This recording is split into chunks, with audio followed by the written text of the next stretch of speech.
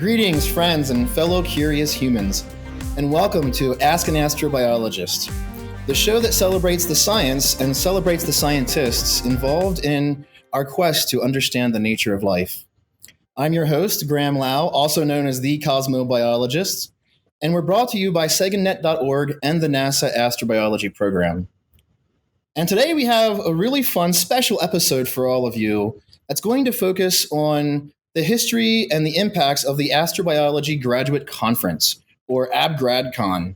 I myself, when I was a graduate student, was very involved in AbGradCon conferences. I first attended in 2012. I helped to organize the conference in 2014 and 2015. And as my shirt says, even though it's hard to see, in 2016, I was one of the two lead organizers for this conference. And what is AbGradCon, you might be wondering?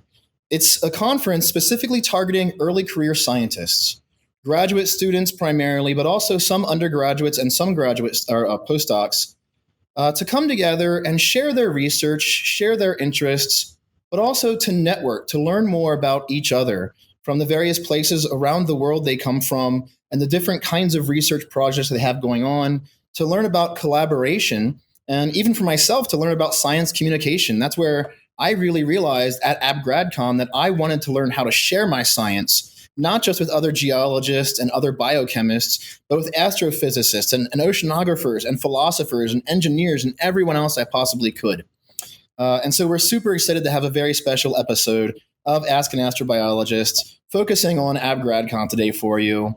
We know that things have been really hard during this pandemic for everyone, and it's absolutely okay for us to take a moment and reflect on that and to work together to make things better. It has been really hard on early career scientists who need to travel to these meetings and need to collaborate and meet other people to build their professional networks and prepare for their futures as scientists and engineers and in other realms they wish to pursue. And you might know that AbGradCon 2020 was postponed this year, unfortunately, due to the pandemic. It has been rescheduled, though, so keep an eye out at abgradcon.org for next year's conference taking place from 14 to 17 September in Tokyo, Japan. We're really looking forward to AbGradCon 2021.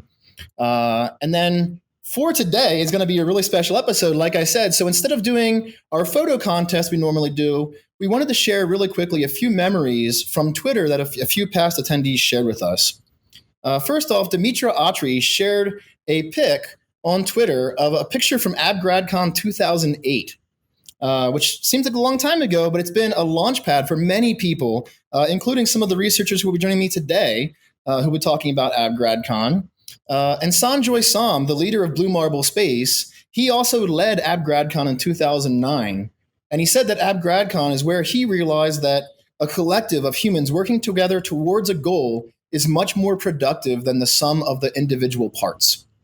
Mary Sabuda also mentioned that it's a non-judgmental environment at AbGradCon and that she made many friends in the field from doing that. And I agree entirely. It's how I built most of my professional network. And Monica Vidalri said, it was beyond exciting to discover just how interdisciplinary astrobiology really is thanks to AbGradCon. She learned so much in just a few short days and created not just new collaborations, but new friendships. And I think once we introduce our guests here, you'll hear a lot of that as well. It's definitely a place for building networks, for building and maintaining friendships and connections throughout the realm for early career scientists. And also, as always, a huge thanks to those of you out there who share information about our show, who share the graphics, who reach out to our guests, who get involved on Twitter and Facebook and Instagram and LinkedIn and TikTok and Reddit and all these other places that you join in social media and you join online in the conversation. We especially want to say thanks to Brooke Carruthers, Rabia Abdul Rashid, and Mike Lee. And also, I want to give a really special shout out to Sarah Treadwell, who was a Young Scientist Program intern this summer with me at Blue Marble Space Institute of Science, and is now going to be not only a visiting scholar working with me, but is also running my teleprompter in the background for our show. She's going to help monitoring all of your questions on SegaNet and on the Facebook chat. So if you see Sarah, just know that she's the one who then is sharing all of this awesome information with me and helping you connect with our guests. So all of that mouthful said, I'm so happy to welcome all of our guests, all doctors. We have Lena Nowak joining us, Mark Naveau, Sandra Celia Strom, and Vlada Stamenkovic, all joining us. So everyone, thank you so much for joining us for Ask an Astrobiologist. Thanks, Graham. Hi, everyone. Thank you. Good morning. Hey, hello. Awesome. And like I said, this is going to be a fun episode and kind of new for us. We've never had such a large group of people together on the show. And so I think what I'll start doing is just to ask each of you a little bit about, what got you into the sciences, what your journey has been. A lot of our viewers are early career scientists. They want to know, how can they become researchers? How can they become astrobiologists? And so if each of you could just briefly share with us your pathway. I think I'll start with Lena, if you don't mind, sharing your pathway into the sciences and what you currently do. Yeah, sure. I'm happy to. So hello, everyone. Yeah, I'm Lena. I'm a planetary geophysical modeler from Germany. So for me, it's actually late in the evening now and even dark outside already.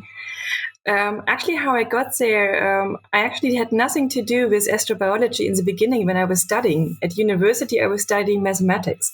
So something that's rather dry compared to what I do now, to be honest.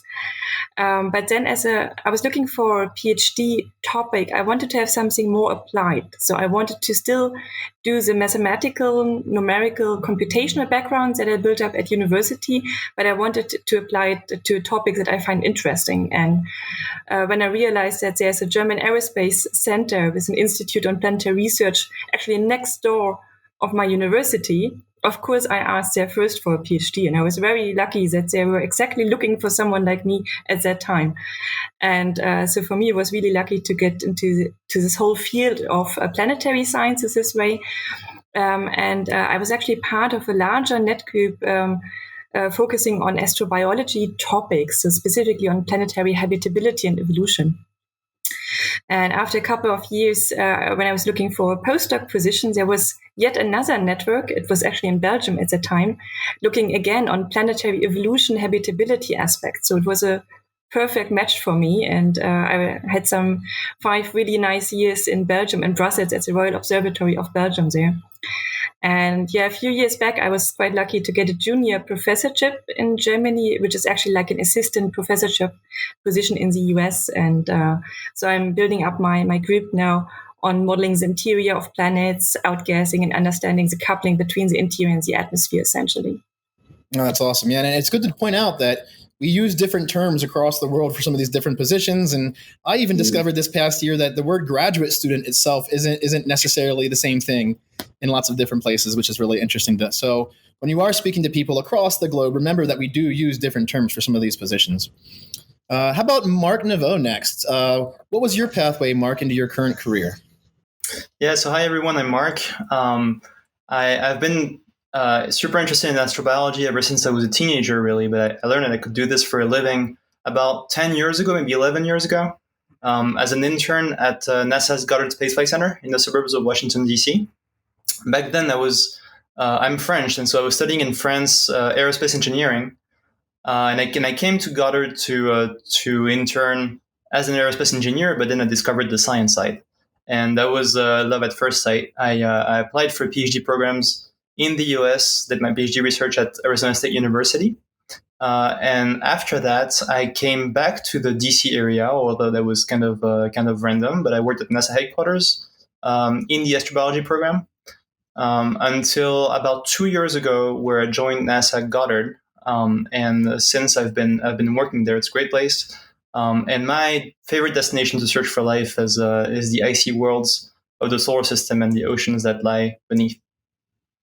Awesome. Yeah, and there's much to explore in our solar system and beyond for planetary formation, but also for the formation of icy worlds and understanding, these oceans and whether or not there could be life there. It's huge for astrobiology. So I'm sure we'll have a lot of questions from our audience later on in the episode about all of these things that you're all working on. How about Sandra Siljeström next? What's your pathway been? Yeah, so I kind of discovered astrobiology during high school. And when I was looking for the internet on the internet, and I always liked the stars, but I also always liked like fossils and ancient life. And I realized there is actually a subject that combines the two subjects, so it was a perfect subject. So, and this was also kind of around when they announced they found life in this meteorite, this infamous meteorite ALH 84001.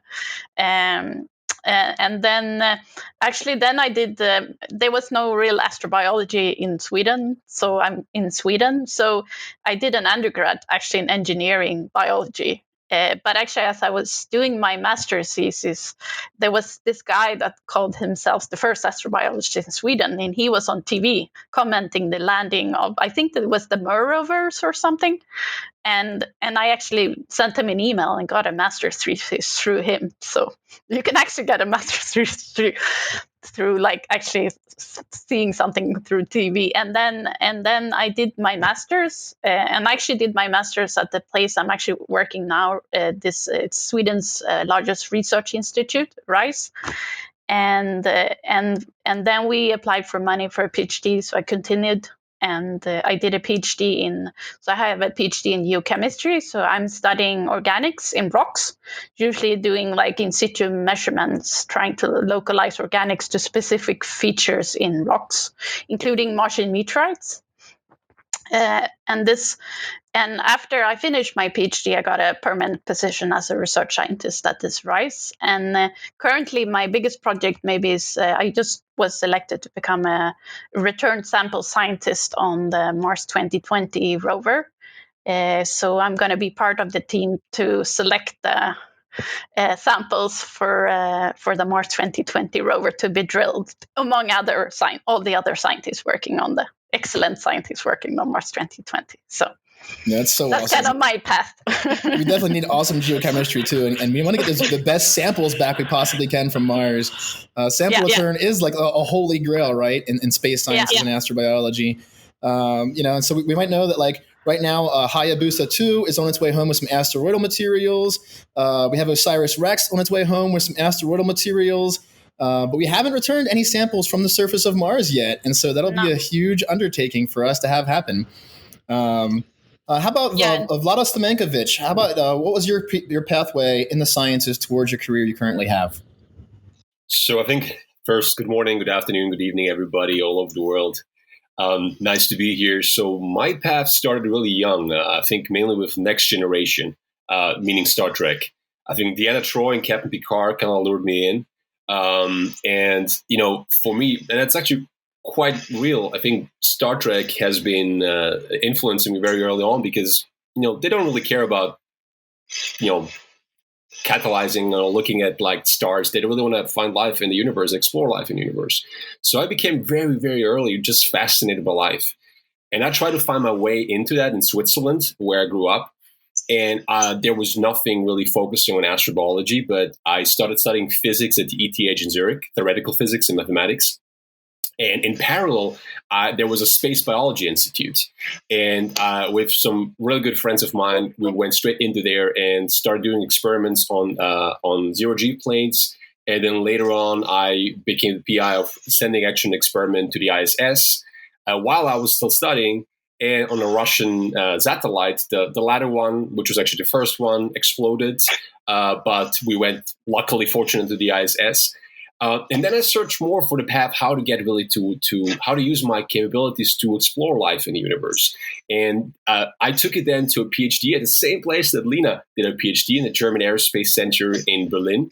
And I used my physics knowledge to expand into geophysics, high pressure physics especially, and planetary evolution models. And so I worked a lot on planetary evolution, interior, and high pressure physics, what it means for life on exoplanets, mainly, and also on Mars. And I was kind of like between exoplanets and Mars, because as I always say, I don't like to discriminate against anything or anyone, including planets and planetary objects. They're all cool, and we should have a large diversity of them. That's the most beautiful thing. So, and when you do physics, you can generalize. I think Lena can very much identify that as well, because when you do, look at pressure and temperature, it's just different objects, but it's still generalizable to everything. And then after my PhD, I flew out to the US. I was a Swiss National Science Foundation Fellow at MIT, where I was mainly working on exoplanet habitability and interior evolution. And then I became a Simons Fellow on the Origin of Life, which took me to Caltech. And from Caltech, I transferred and joined JPL, the Jet Propulsion Laboratory, to work there. And I'm actually mainly focused on building a lab over there. I built a lab called the FIRE Lab, standing for Planetary Hydrology and Resource Exploration. But it was mainly astrobiology lab. So I've been mainly working there on subsurface habitability, particularly of Mars. And I was doing the science, but in the same time also looking at the technology. And I was leading a development of an instrument called THOR, standing for Transmissive H2 Reconnaissance, to look for water in the deep subsurface of Mars. And, right now, so just taking steps, right now I actually left JPL a few weeks ago. And I'm right now senior director and the principal technologist for ISRU at Blue Origin. ISRU stands for In Situ Resource Utilization. And Blue Origin is one of the leading companies worldwide in trying to get us humans more frequently to space and make space exploration more feasible and more common. And I'm still, the reason why I actually mainly did that is because it's still astrobiology for me. For one, it's called food. That's for the bugs. And the other things are resources. It's the same thing. So much of my research has been focused on resources and food for life and subsurface exploration. Because I think that life in the universe, especially in our solar system, if it's out there, it's all in the subsurface. And that's the place to really look for it today. But I think also in the past, I think the subsurface has been the best place for life. And the reason why I joined Blue Origin is because I think we're all doing so much exciting things for many different objects. And if we continue in the status quo we've done so far, it will take us about a few thousand years to have explored only a fraction of those. And everything will be theoretical. And if you really want to go to Mars, go to Ceres, go to Triton, go to Europa, go to all those places and do many experiments to really have conclusive evidence of life or non-life, we need to get much more frequently to space. We can't continue the way we've been doing it. And Blue Origin in that way is really pushing for that. And having the opportunity now to build a department for in situ resource exploration in the solar system, I want to help us all to get there more frequently, get data, so we don't have to fight for a place on space missions, but we have the breadth of everything. And then we can really discuss scientifically and smile all together. It's a really interesting time right now, right? With new space, with all these private space companies coming up, not only opening access for launch through a lot of new rockets that are being developed, but also opening access for new satellite technologies, new Earth observation technologies, and a lot of, like you mentioned, with Blue Origin and other companies who want to also go out and figure out, how do we put humans on the moon? How do we put humans on Mars? How will they live there? And how can we use resources there? And there is a huge astrobiology component as well from a lot of these groups who also want to help us understand the science of what's going on out there in the cosmos. And I feel like amongst the five of us, we have a good mix here. We have some people in academia, in research institutions, government agencies, private companies, a nonprofit. We should get together and start something, I think. But thank you so much, all of you, for that. A lot of our folks watching at home right now in our audience are undergraduate students or graduate students. They are interested in how they can be involved and how they can become astrobiologists. And the things that they can do in their own careers to advance into awesome careers like all of you have. But we are here to talk about the impacts of early career endeavors, specifically AbGradCon, and what it's meant for all of us. I mentioned earlier I was at 4 AbGradCons and was a co-lead organizer for one of them. We'd love to hear from all of you what your experiences with AbGradCon were, how the conference impacted your careers. And so I think I'll go through the same order again. Lena, if you wouldn't mind just telling us your experience in AbGradCon and what it's meant for you in your career. Yeah, sure. So I was actually at 3 AbGradCons, mostly before you actually went to AbGradCon. So I feel so old right now after your introduction worked. So interestingly, from the 3 AbGradCons that I had, 2 were actually quite special because one was the so far only European version. I still hope there's going to be another European AbGradCon coming up in a couple of years. The other one was a Canadian one. And in Montreal, it was also really a nice experience. And I was also in LA for one of the AbGradCons. And actually, in the one in Canada, what happened was that we were actually lucky to get European funding to send, I think it was like 10 European students to be able to go there as well. And we all really, really enjoyed it. Some of us had been there before. For some of them, it was the first time. And the spirit of AppGradCon was so different from anything that we had from national or even European organizations that we were exposed to at that time. We really said, like, it's such a shame. We really need to be more frequently at meetings like AppGradCon, but there's always this issue. It's very difficult to find funding for non-US participants to actually join. And I tried for a couple of years to get some European funding. And so we realized that we actually need something quite similar in Europe. So because we really enjoyed the AppGradCon so much, because we treasured our experience that we had at AppGradCon, and we wanted to make it open to as many European participants as possible, we actually started a couple of years later, based from the European Astrobiology Network Association, a European version, and we shamelessly used the name AppGradE, actually to show everyone who our big brother is. And so since a couple of years, it's actually becoming more and more enthusiastic. The people, like Ruth Sophie Taubner is the president since a couple of years, and she really managed to bring it to a completely new level. And I'm really happy to see it still going on, and really shows that everyone who has ever been at an AppGradE or AppGradCon meeting always says the same. Yeah, you have to go again.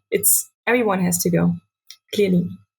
Yeah, it's very addictive, right? And it makes us want to go back. Yeah. I think AppGradE this year was also unfortunately postponed because, again, this pandemic is around the world. It's impacting us.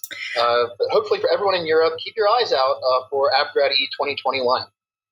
Yeah, so actually this year it was even virtual. So there was a one-day online meeting where also AppGradCon, for example, was represented. And probably next year it will be the same. Yeah, it's quite likely. Yeah. Mm-hmm. Mark Neveu, how about you next? What was your experience in AppGradCon? So I went to 3 as well in 2014, 15, and 16. The first one was in Troy, New York. The second in Madison, in Wisconsin, and the third in Boulder, in Colorado. So all 3 in the US. And I would say, I would definitely agree with what Lena said about it being low key, and the point is to meet people and learn about other fields and kind of broaden yourself and build collaborations. And it almost sounds too formal, collaborations. So you kind of make friends, and it's cool. I mean, these are going to be the people who you're going to be working with your whole career, right? You can go to a normal conference and meet the big shots and so on, but they won't be here in 10 years, I guess. I mean, maybe, but. So it's how cool to be able to meet your future colleagues into an informal setting, and really I think this is one of the reasons why it's so fun to do astrobiology. You get to work with people you like for the most part. I mean, you can choose them, but the spirit of collaboration and friendship is really built on events like this. So I've definitely felt that at AppGradCon. That's the first thing. I scientifically, the first year I participated in 2014, I also applied to participate in a proposal writing workshop that was just a couple of days before the conference, and it was optional, and that was great. We were in a retreat, on the side of a lake, kind of isolated from the world. It was great landscape and also quiet time to work on science ideas. And you have to work with others there. People come from very different backgrounds, so you kind of have to broaden your ideas. And I did. I had never thought about Titan and carbon cycling and so on. And that's where I got the first inspiration to kind of go into that area of research. And eventually, after a couple of failed proposals for postdocs and so on, I was fine to do this work through a full-blown NASA grant during my first postdoc, and that just never really thought it would turn out that way. But it came from AppGradCon. That's awesome. It's amazing how those little things can get sparked that way. And I remember this. We used to call it the Research Focus Group, and I was there too in 2014 and 2015 with you. And now they changed the name. It sounds cooler now. Now it's called Power. It's the proposal writing retreat. But with every AbGradCon, for those watching who haven't been to one, with every AbGradCon, it's a week-long conference, but usually either just before that week or at the very end of that week, there's a 1 or 2 day long retreat where you can get together with your peers and write grant proposals and learn this process of what it takes to actually get funding for your science together, which is a really cool part of AbGradCon. Sandra, how about you? What was your experience with AbGradCon? Yeah, so I went to 2 AbGradCons, also a long time ago. So one was at this 2008 in Santa Clara. And the second one was the first one, actually, that was organized in Europe in 2010 in Sweden, which I was part of the local organizing committee and the scientific committee. So for the first one, I mean, it was nice. I started my PhD in 2007, so 2008 was quite early in my PhD. So it was nice to have this, and it was in conjunction with the AbSciCon. So it was a nice place, where you got to know some people before AbSciCon, to have someone, to hang out with. And even now, if I go to AbSciCon later, it's still like, hi, you're here again. And, so it was very nice. And I got to know those people even more, of course, when we organized those. A lot of those were helped us with the organization, the scientific organization later in 2010. And of course, I learned a lot when we organized the conference in Sweden because of all the logistics. And so just, reading abstracts, picking which abstracts to, and being a session chair, you might not get these experiences, later, until later, in a normal conference. And then also I organized the field trip we went in. It was in Sweden, and it's in the Siljan impact crater. So it's a large impact crater. So we had this bus tour around, and I had to, pick the geological sites to go to, and guide around. And this was a great experience, and it's not like a real or like a conference with bigwigs or whatever. It's more relaxed, so you don't maybe have to be afraid nervous that you would do something wrong, because it's like your peers. So, and some of the people I know at the 2008, they later came to me for doing analysis and samples. And he actually came from Brazil to do analysis with me. And because of him, I learned, I got to know his PhD student, and she was at this synchrotron, and so it's always like this, you meet these people and you meet their PhD students, and so it's an important, good place to get to know people, early in their career. So. Yeah, absolutely, yes, it's how we build our networks, and for all of us who want to be astrobiologists or are astrobiologists, it's how we build these networks around the world. I know people from around the world because of AbGradCon. And I think both you and Mark made really important points there. Your graduate advisor and these senior scientists who you see in television shows and movies and things like that, and you read about in popular press, they're not there. It's the graduate students. It's really focused on early career scientists. And one thing I love is that unlike other conferences where you have different sessions and you pick and choose which ones fit your research, with AbGradCon, everyone listens to every talk and goes and can see every poster. And so if you're a geologist, you're going to learn about astrophysics or biology. If you're a chemist, you're going to learn about science communication and other realms of the sciences. And I find that to be very cool. So Vlada, how about you? What was your experience with AbGradCon, and how did it impact your career? Well, I think I've not much new to add. Everything has been really said. I realize now as well, and Sandra and Lena, yes, I'm also getting older. My first one was also 2008. And I had to actually right now look it up because I wasn't sure. I went to my Gmail, like, oh yeah, 2008. And I was the co-lead and organizer of the 2010 one, the first one in Europe, in Sweden. And that was a really very profound experience just to understand how to get money. How to enable money to make things happen, and the differences between the US and Europe, which are very big still and have been. But in general, what I love really about AbGradCon, as Pinoti said, astrobiology is an international endeavor. It's a multiplanetary endeavor, but let's start with the whole world. And I find it so beautiful. We have this new generation that who we are and everybody around us. We are connected with all our friends and colleagues all over the world. It's a huge blessing, which I think people before us, our PhD advisors, didn't really have. They were very local or in their country. And I think there's still a lot to be done. I mean, I've been now for 8 years in the US. And even here, I realize how we're really isolated. I mean, you feel the Atlantic big times between Europe and the US.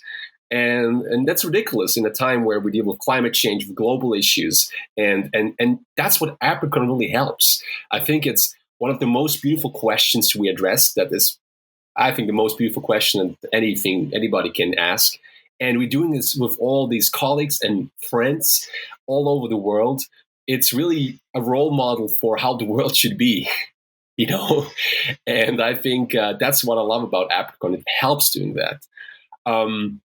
I realized actually, finally, when we organized the first one in Europe in 2010, and I had to Google this as well up when it was because I forgot the time because I'm that old.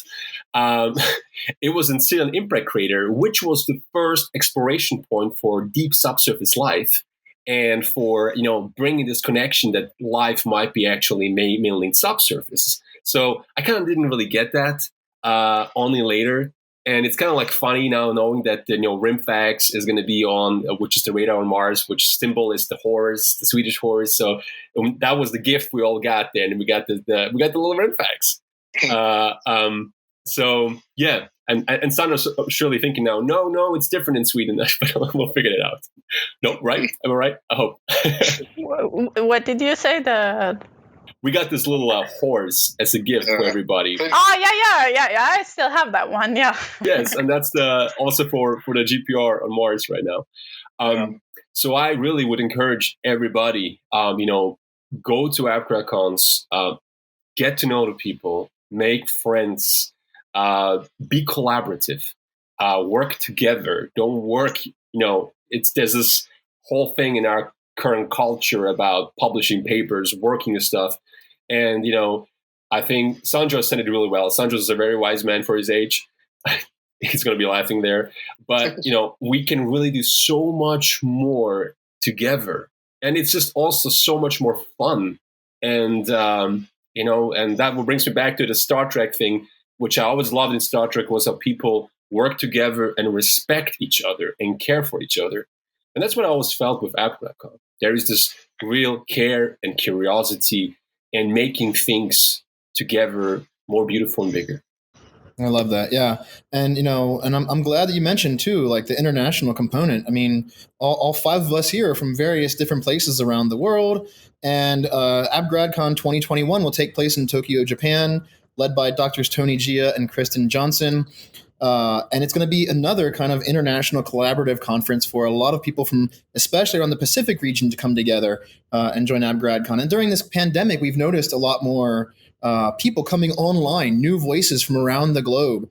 People from various countries, from Africa and Europe and Asia and South America, are also getting super involved in the conversation with us. And I love seeing that so much. And as I mentioned earlier, for me, one of the big things for me with AbGradCon was, it was during AbGradCon that I realized that being a communicator of science, someone who speaks about the power of science and the things that we learn and our place in the cosmos, how this impacts our lives. And so I'd love for any of you, I'll open it up now to an open question. If any of you have any thoughts on this, every AbGradCon includes a community engagement section, some way going out to share science with the public in some manner. I wonder how that changed for you, the impact of AbGradCon, learning also how to communicate your science. Well, if I can say something in that context, I think you just mentioned it early on. We sit all together in one room. We eat our donuts, or depending on the location, maybe something else. And we listen to things that we have no damn clue about. We're hearing things from astrophysics, biology, from chemistry, geology. So you really first learn to explain things simple so that everybody can understand it. And that's really an important gift to learn. And then you will learn to be patient because you're not getting it and they're not getting it. And so, and I think that's really training you. That's why astrobiologists have, I think, a good, way of, without noticing it, you'll learn to communicate to just the community out there, to everybody, because you're trying to explain something that, you're learning it through the AppGradCon experience. And I think that's the most important thing, that you learn to simplify things. Like Feynman said once, if you can't explain it in a few simple words, you didn't get it. And I totally agree on that. Once you throw all these beautiful, complicated words that we use for applications, if you can't simplify this and explain it to a kiddo, you haven't gotten your stuff. And so that's what I love about it. It's a great point. Yeah, for me, in one of the AppGradCons, the later ones that I attended, there was this science flash competition, like a FameLab-like thing in the beginning. And so I rather learned that it's actually not that easy to do it. I think I got the lowest points of all the 10 participants, if I still remember correctly. Because before you think, well, I just take a couple of slides, say a little bit things, and then that's it. And then I saw these 9 amazing presentations from the American students, and they're like, oh shit, okay, it's really so much more work to actually do a good public outreach talk than to do a science talk. So by really not doing a good job, I actually learned a lot. I hope I did improve a little bit. It's not that bad as in the beginning anymore, but it's really tough, but it's so important. And it's so much fun also if you see the audience coming back to you.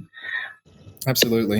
And I do have to mention real quick for our audience, those watching, if you have questions for any one specific of our guests, feel free to reach out now in the chats and let us know.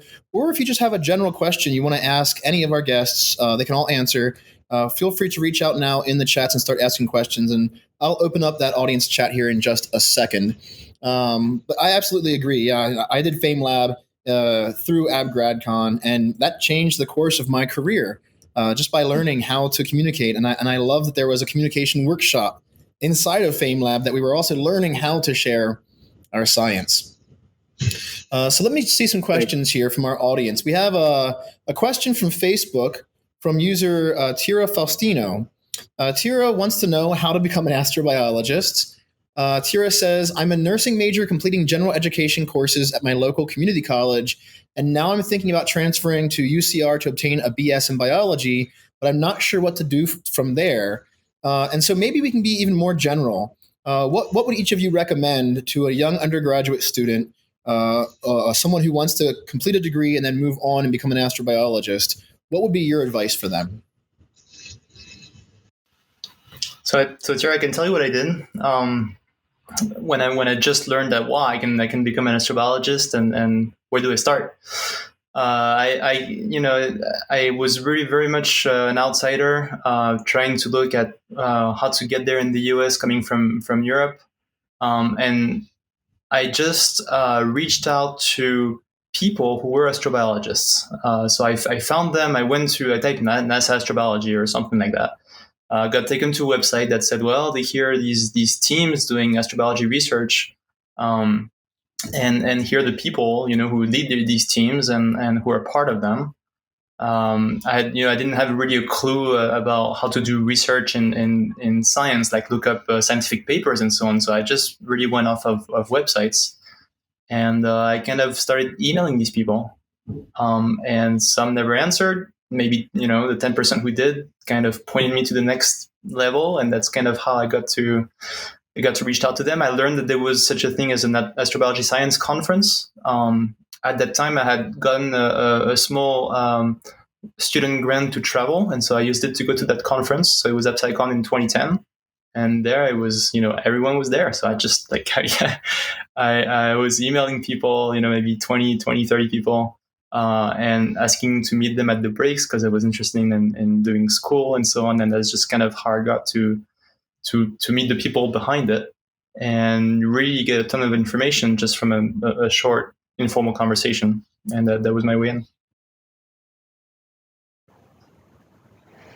Yeah, I agree with this, that you should reach out. I mean, that's kind of how I got into. I mean, I just contacted someone who called themselves an astrobiologist, but I mean, the first thing you can do is get a good degree in some of the, undergraduate degree, master's degree in one of the subjects like biology, astronomy, geology, which doesn't mean you have to do that when you do astrobiology, because I did, masters in engineering biology, and then actually did all my geochemistry when I did my PhD. So there's always which I kind of love about astrobiology, that you can kind of transfer from one subject to another.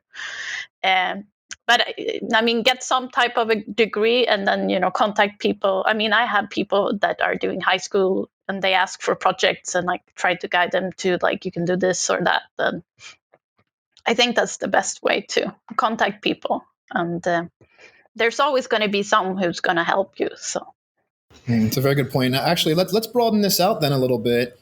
So someone who contacted me many years ago through social media, who I first met because I helped run the University Rover Challenge, an undergraduate Mars rover competition. And he was a member of a team from India called Rudra.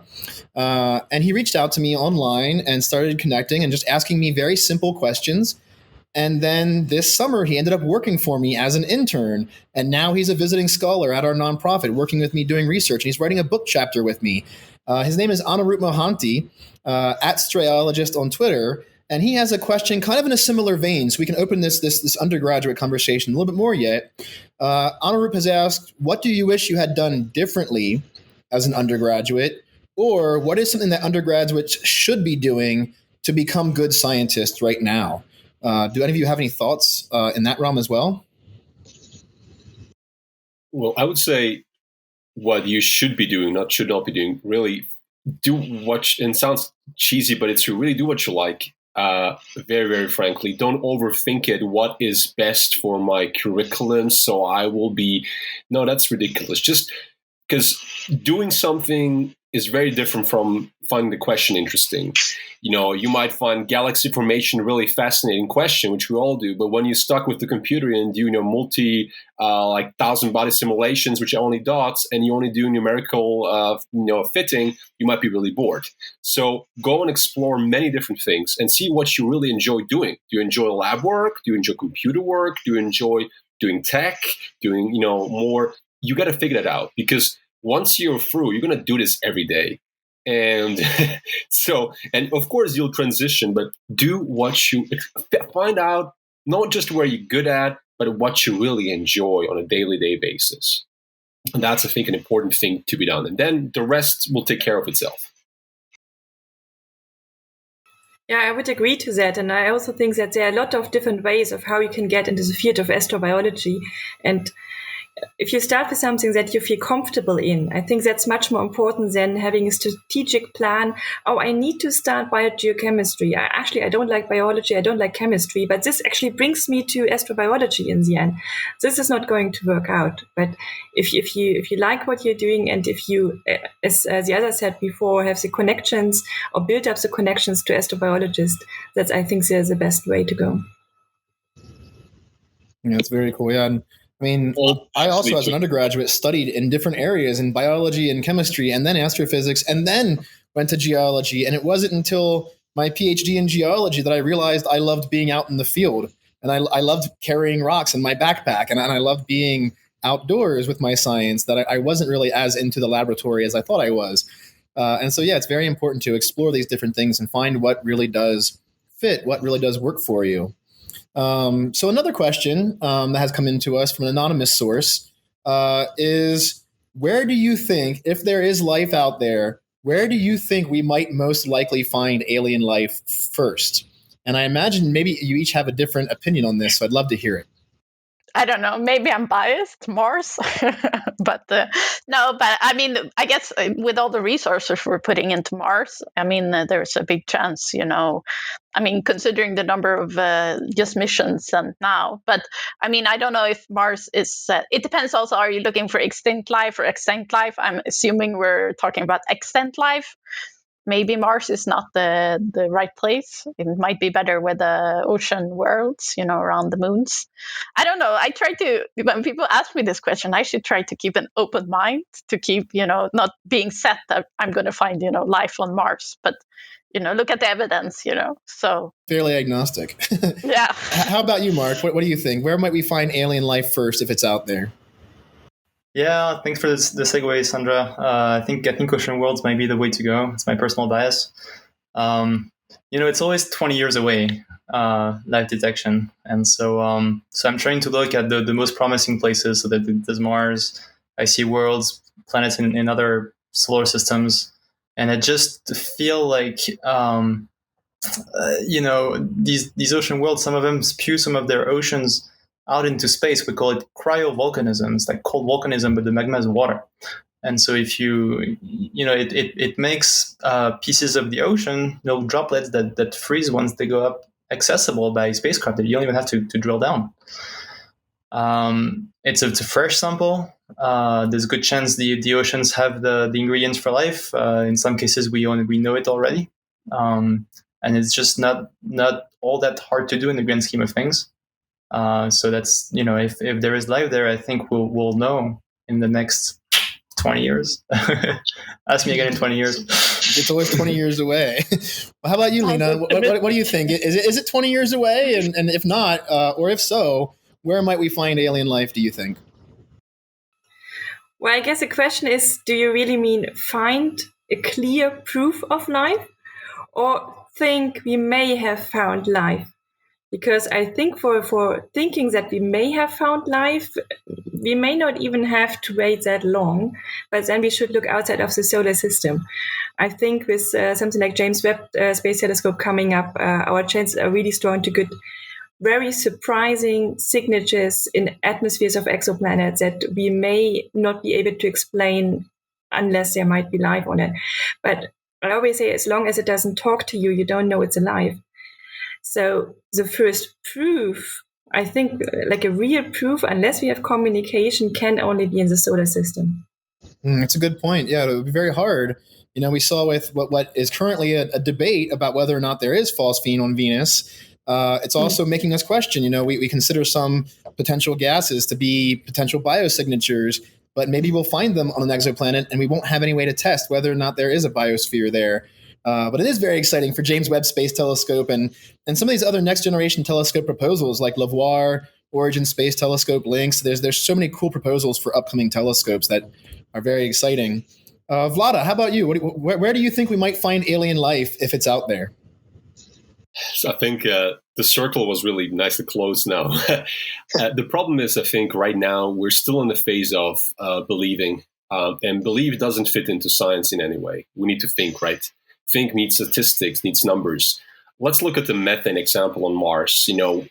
When I started my PhD in 2008, that's the first time I got, we started talking about that, or I was aware of it.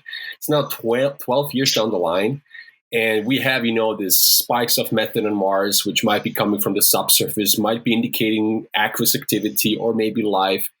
And look, we have, great instruments there. We have no clue yet. It's purely, it's of course, it's more, it's not really science at the level. We don't have enough data. And I'm afraid that's the whole thing. Even, I did exoplanets, and then I felt like, well, because of realizing what's going on Mars, even when we see interesting features on exoplanets, we'll not have the tech and the ability to really make something out of it. And it's, the media is going to rip it in pieces. And at one point, they will also be tired. And then at one point, the community will be tired. And, I remember I had in 2 years ago, a paper on oxygen bryons and the potential of life in Mars, and made really like a lot of news all over the world. But I remember only one person which I really liked the comments, and it was somebody, a newspaper in India, that wrote down, "I'm done with NASA. I'm so bored by what people are telling us that there maybe some kind of life. I will not listen to anything they tell us until they really have not found it. I'm done." And I love that, and I kept that article because it really actually conveyed the message. We, as scientists, need to look not, as Mark said, 20 years in the future or always 30 years in the future. We have to have more data. So I personally think the subsurface of Mars is a very good place for life, signs of life to exist still today. So life to exist still today. I think that the subsurface of Mars has been also the best place in the past. So even if we find no signs on the surface where we focus right now, it doesn't mean anything. We might be just looking at the wrong spots.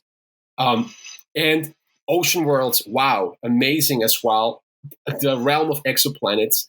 But again, if we want to do science, the only way to do that is that we don't wait always 20 years in the future, that we don't get always, our dream mission, and then we cut it by 90% because that's what the budget allows. And we as scientists know the instruments we're sending will not really allow us to have anything more than, maybe there is something interesting. So, unless we don't want to wait for always 20 years in the future, we really got to spice up our game with international collaborations, with, private companies, with getting things out there much faster. Otherwise, in 40 years from now, we'll have an UpGradCon session again, and you ask the same question, and it's going to be the same answer. What do you believe, and not what are you certain about? And I want to be certain about those things. Yeah, it's very powerful. It kind of reminds me a little bit of exploration of Mars as well. It's always 20 years out that we're going to send humans to Mars. And I remember as a kid, I went to space camp in the 1990s. And I remember being told that like my generation would be the first ones when I was 30 years old. I would be one of the first ones to go to Mars. And then I remember as an undergraduate, I was communicating science, and I would tell children the same thing. In 20 years, we'll be going to Mars. And now to this day, I still hear some people saying that in 20 years, we'll be going to Mars. And it's kind of sad. It's always 20 years until Mars sample return even. So, exactly, But actually now it's only 10 years actually. So, so there is some progress. So sample return started already in the 80s.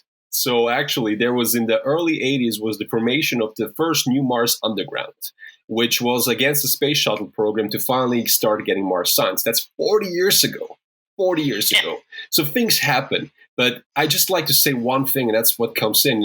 I was just doing only basic science, and I joined JPL and NASA because I realized I spoke with a mathematician, and that person told me something shocking, which is so true. He said, "You are aware that you're doing nothing but philosophy." And I had to be really hard to myself. It's like, that's true, writing, thinking theoretically about what could be another solar system or exoplanetary object is beautiful. It might be right, but we don't have the data to validate it. And until it's there, it's philosophy. It's a possibility, but there's nothing to back it up in that strong context. And I joined JPL and NASA because I realized we need to have data and missions to really get that. And I've now joined Blue Origin because ultimately, and that's something for the community out there, that's what, technology is not really, our human brains are not limiting us. We can create technology today that will allow us to go to all those solar system objects and do all the experiments we want to do. We have also technology that will allow us to, send humans to the moon and live there and explore there. It's not that. It's the policies, the politics, the money. And until we haven't changed that dogma, that, that we as a human federation can go and really do together faster and more frequent, we'll be always stuck in that. We're chained by a human concept, not by our minds. Yeah, it seems like, we as scientists, especially in astrobiology, have had to persevere through this lack of support in some places. And things like, building our networks and getting out there and speaking to people and communicating this with people, it helps us to build some support. We definitely need more of that. And that kind of then, for those of us who have been early career scientists in the near past, kind of understand what it's like for these early career scientists who want to be involved in answering those questions but don't have the data. So we have another question from Sarah that I'd like to ask of all of you. She wants to know, what would you want early career scientists to know about failure and finding out how to persevere through failure and to stay motivated? And I imagine she's speaking primarily to career failure, but there's all kinds of other other issues with failure and these roadblocks, these gatekeepers, and things that are holding us back from doing what we want to do. So, Mark, how about you? What do you think about the importance of finding perseverance and staying motivated through failure? Yeah, so I'm very much convinced that as scientists, we're kind of like athletes or artists. It's like all the glory is on you, but all the failure is on you as well. And you're very independent in what you do, and you kind of have to rely on yourself mostly. And you can team up with people, but eventually, it's not like you're part of a corporation or something. So it has rewards and it has risks. 99% of the singers out there are trying to do cover songs and get it out on YouTube and so on, and they don't really, and like this only 1% is a superstar that breaks out, and only a very small amount of athletes go to the Olympics and get medals and so on, and what about all the others, right? So I feel very fortunate to just be able to do this. I mean, people are paying you to do something super interesting, and and most of the time your song won't make it to the top 40, and most of your time you will finish 295th person in the race. And same thing in science, your papers will get rejected, your proposals won't go through. I got declined for like 40 jobs before I got this one. The key is just to not really focus on this, but just focus on where you are and what's enabling you to do this. And what Vlada said earlier about really loving what you do and the methods you use on a daily basis to do it is key to get through that. Sandra, how about you? What do you think what you would say to early career scientists, not just graduate students, but undergraduates, postdocs? How do they persevere in the face of failure? Well, considering I today got a proposal rejected, so I'm kind of dealing with it today. So, well, it's kind of like you have to prepare. You have to realize it's really hard to get it, and even when your proposal is rejected, or your manuscript is rejected, you always learn something, right? You always you should take the criticism, and sometimes it's valid and sometimes it's not valid, and you can always, I had proposal rejected, and then I just rewrite them a bit, and next year they're funded. So you have to kind of expect this is kind of part of the game. But at the same time, I kind of also feel honored that I get to work with this, that actually someone is paying me to do this, so, and I get to, take part of very important decisions, like which samples do you bring back from Mars, like this, and I feel honored about this. So I think you have to kind of try and focus on the good things and not get stuck in the bad things. Even though, but you learn from those. So I don't know, this is what I do. So. Yeah, and it's good. Yeah, you have to learn how to persevere through those bad things, and I think we get better and better at it as we go along. I remember my very first paper I submitted that people were just destroyed, and I was like, oh, I'm going to be a failure the rest of my life. And you learn better. Vlada, how about you? What do you think about this issue with early career scientists having to learn perseverance through failure? I would say we should all encourage each other to fail. That's one thing which is problematic in our society today. We don't give ourselves the freedom to fail. Many times, I think in science, you do some scientific work and later data or later work will show that it's wrong. And that's okay. It's good. You'll learn something. And only if we, allow each other to fail, make mistakes, only then can we really feel better and enjoy our work more and do better work. It's really part of the process. I do not, think of Life of Brian. It was even after my time, but showing that we're older, it's a movie. Always look on the bright side of life. Failure is a challenge, is something to learn, something to grow, and it's beautiful. And I think just laugh about it, move on, and learn. And don't be afraid, don't be worried. And encourage yourself and others to fail. It's part of the game, and it's good. Yeah, that's great. Everything we do in life, we have to learn how to accept those failures. Lena, I'll give you then the final words here as we're going to wrap here soon. What do you think about this? And feel free to add any last bit of advice as well. Yeah, I also fully agree that you have to fail sometimes. And I remember one paper of mine got accepted within like 3 weeks. So it was the fastest paper I ever got accepted. This is really by now the worst paper I've ever written. If I look at it, I'm always ashamed because the failure, the being rejected, the being criticized was missing because the reviewer was too lazy. I don't know. It's not the worst paper I've ever written.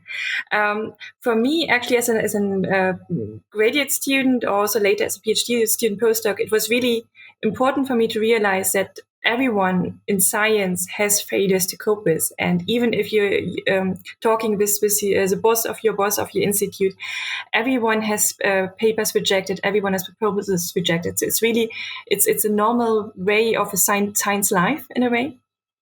And I think this is really important to keep in mind. People typically tend not to talk about their failures, but I think we should talk much more about how things did not work out, because it happens for everyone.